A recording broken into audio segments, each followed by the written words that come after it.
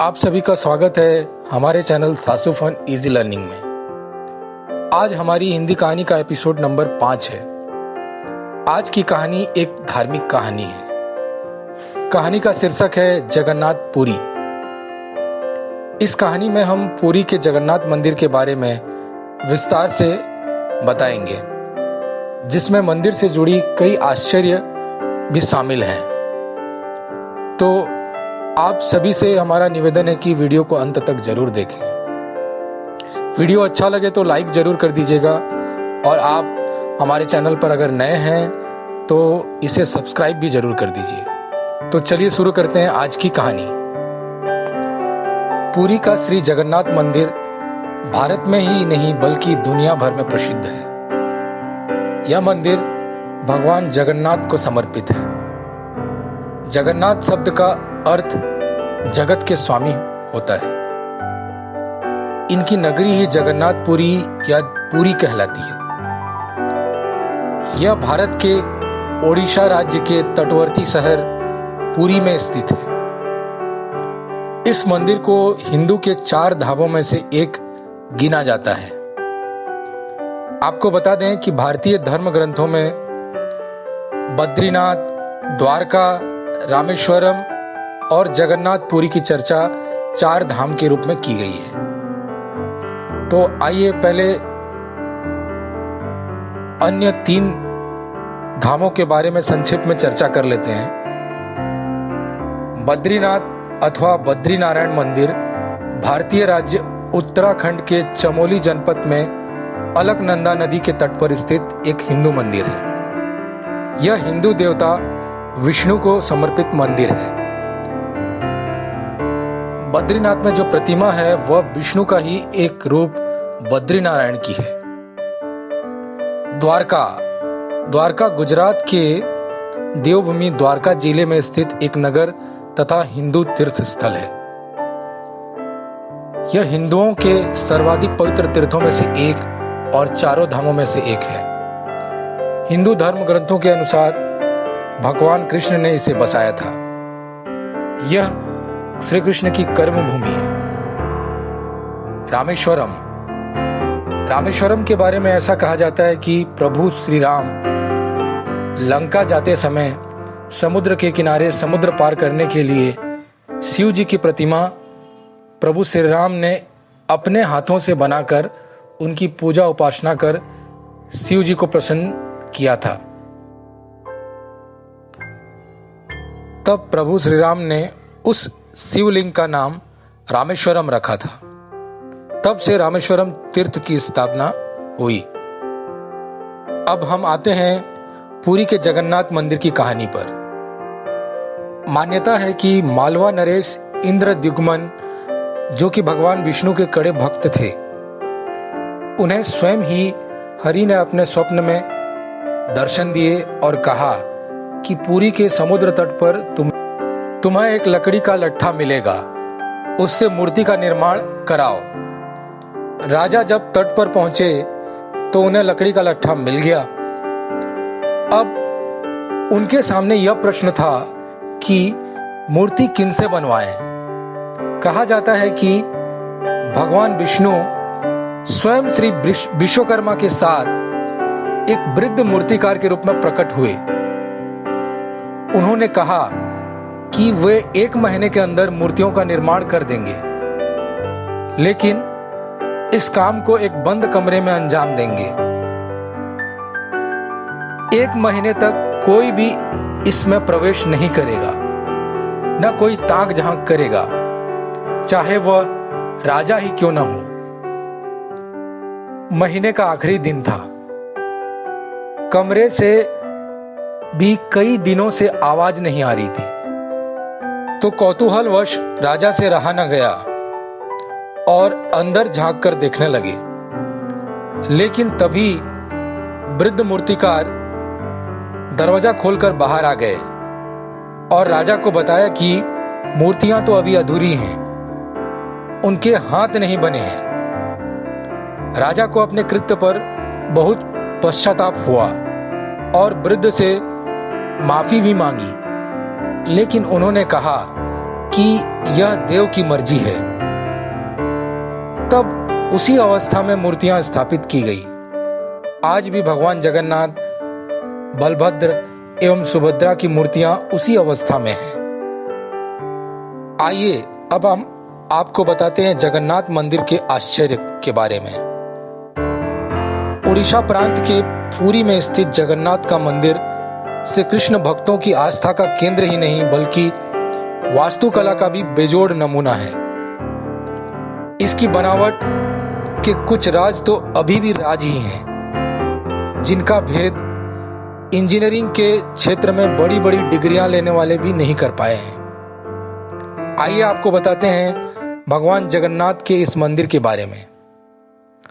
4 लाख वर्ग फुट के विस्तृत क्षेत्र में फैला भगवान जगन्नाथ का यह मंदिर 4 दीवारी से घिरा है और कलिंग शैली की मंदिर स्थापत्य कला व शिल्प के प्रयोग से बना भारत के भव्य स्मारक स्थलों में शुमार है।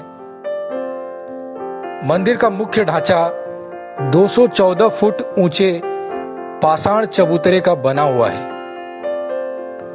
मूर्तियां इसके भीतर आंतरिक गर्भगृह में मुख्य देवताओं की मूर्तियां स्थापित हैं।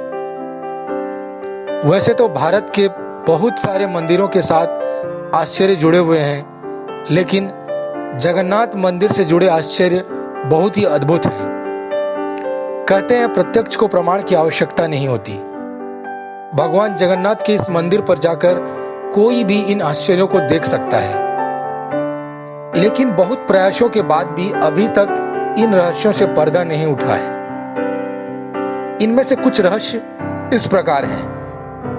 पहला, हवा के खिलाफ लहराती है ध्वजा।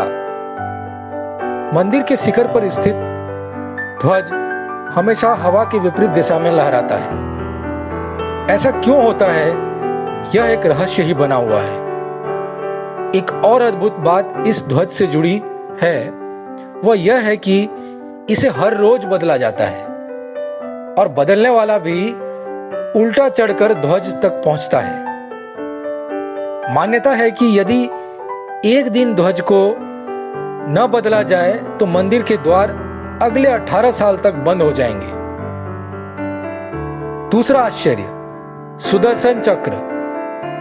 मंदिर के शिखर पर ही अष्टधातु निर्मित सुदर्शन चक्र है। इस चक्र को नील चक्र भी कहा जाता है और इसे बहुत ही पवित्र माना जाता है। इसकी खास बात यह है कि यदि किसी भी कोने से किसी भी दिशा से इस चक्र को आप देखेंगे तो ऐसा लगता है जैसे इसका मुंह आपकी तरफ है। तीसरा आश्चर्य, दुनिया की सबसे बड़ी रसोई। श्री जगन्नाथ मंदिर में स्थित रसोई दुनिया की सबसे बड़ी रसोई मानी जाती है। इसमें एक साथ 500 के करीब रसोइये और 300 के आसपास सहयोगी भगवान के प्रसाद को तैयार करते हैं। प्रसाद को पकने के लिए 7 बर्तनों को एक दूसरे के ऊपर रखा जाता है और प्रसाद पकने की प्रक्रिया सबसे ऊपर वाले बर्तन से शुरू होती है। मिट्टी के बर्तनों में लकड़ी पर ही प्रसाद पकाया जाता है। सबसे नीचे वाले बर्तन का प्रसाद आखिर में पकता है। हैरत की बात यह भी है कि मंदिर में प्रसाद कभी भी कम नहीं पड़ता और जैसे ही मंदिर का द्वार बंद होते हैं प्रसाद भी समाप्त हो जाता है। चौथा आश्चर्य, मंदिर के अंदर नहीं सुनाती लहरों की आवाज। यह भी किसी रहस्य से कम आपको नहीं लगेगा कि मंदिर के सिंह द्वार से एक कदम आप अंदर रखें तो समुद्र की लहरों की आवाज नहीं सुनाई पड़ती। विशेषकर शाम के समय आप इस अद्भुत अनुभव को बहुत ही अच्छे से महसूस कर सकते हैं। लेकिन जैसे ही मंदिर से बाहर कदम निकालना, आपको स्पष्ट रूप से लहरों की आवाज सुनाई देगी।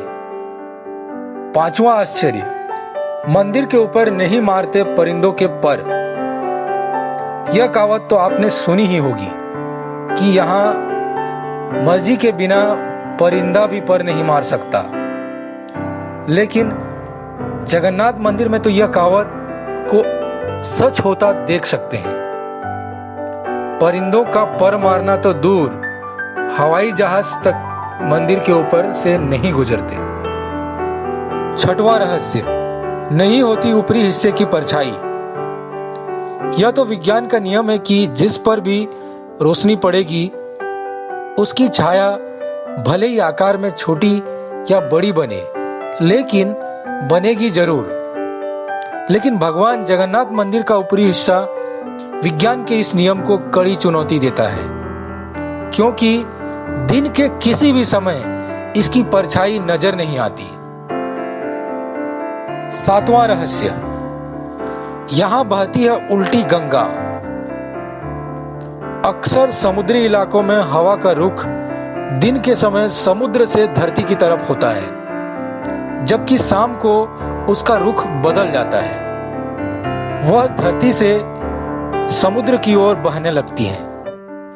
लेकिन यहाँ भगवान जगन्नाथ की माया इसे उल्टा कर देती है और दिन में धरती से समुद्र की ओर व शाम को समुद्र से धरती की ओर हवा का बहाव होता है। अब आइए जानते हैं भगवान जगन्नाथ की रथ यात्रा के बारे में। इस मंदिर का वार्षिक रथ यात्रा उत्सव बहुत ही प्रसिद्ध है। जगन्नाथपुरी में मध्यकाल से ही भगवान जगन्नाथ की हर वर्ष पूरे हर्षोल्लास के साथ रथ यात्रा निकाली जाती है। इसमें मंदिर के तीनों प्रमुख देवता भगवान जगन्नाथ, उनके बड़े भ्राता बलभद्र और भगिनी सुभद्रा तीन अलग अलग भव्य और सुसज्जित रथों में विराजमान होकर नगर की यात्रा को निकलते हैं। पूरी तरह से सुसज्जित इस रथ यात्रा का नजारा भी भव्य दिखाई देता है। वर्तमान में रथ यात्रा का चलन भारत के अन्य वैष्णव कृष्ण मंदिरों में भी खूब जोरों पर है। अब तो छोटे छोटे शहरों में भी भगवान जगन्नाथ की रथ यात्रा के आयोजन देखने को मिल जाते हैं। धन्यवाद आप सभी का। आज की कहानी में बस इतना ही। आशा है आपको यह हमारी कहानी आपको पसंद आई होगी। आपकी अगली मुलाकात हमारी अगली कहानी में होगी। तब तक के लिए हमें इजाज़त दीजिए। अगर आपने अभी तक हमारे चैनल को सब्सक्राइब नहीं किया है तो प्लीज़ सब्सक्राइब कर लीजिए और ऐसी ही रोचक कहानियों का आनंद लेते रहिए।